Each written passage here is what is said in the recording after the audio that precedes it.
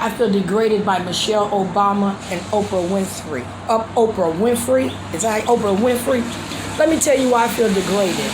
Because Oprah had the audacity to go over to Africa and pay for African women to get an education. But here in the United States, Michelle and Oprah are now telling me that all I need is an ass. And that even though I was one of them child finds left behind who fell through the cracks, and I had a principal tell me that my natural talent and then testing abilities would make me an attorney if I applied myself. Well, I guess Michelle felt threatened by me. I guess Oprah had a lot of money to abuse me. So those two women got together and told me all I need is an ass.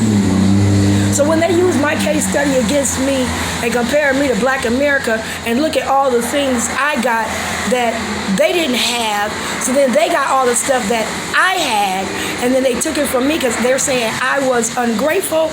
Well, I find that to be a lie compared to white America, because even though I was kind of shady and riding a fine line, I was very virtuous.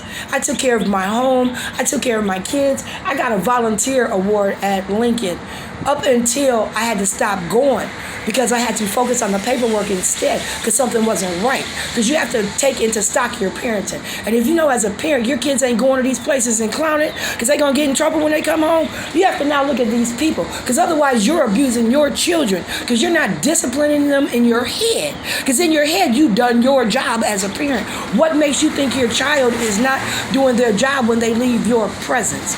So when they're in another person's presence, you wonder why they're doing different. Well, if they're doing different in another person's presence, it's because that's how they are at home. So if you're at home drinking, you're chasing men, you ain't got time for them, they're outside in the street doing what they want to do, it's going to determine who helps them grow up as to the people they are going to become.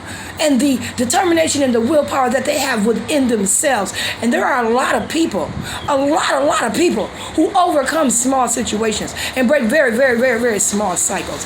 And one of them is that I'm not a sexual object. I was in my teens. I used it in my teens. But then when I found what to be in my heart, to be virtuous things for a marriage, I was literally married to Michael Cooper Sr. in my mind, no matter what he did, because I was told that men who take care of home can go out and do what they want. So he was allowed to cheat because I knew he wasn't going nowhere. He was coming back. And I was okay with that. But then in the end, it was all about me and what I wanted and my level of education and who I was. I could no longer be that person. I had grown mentally, physically.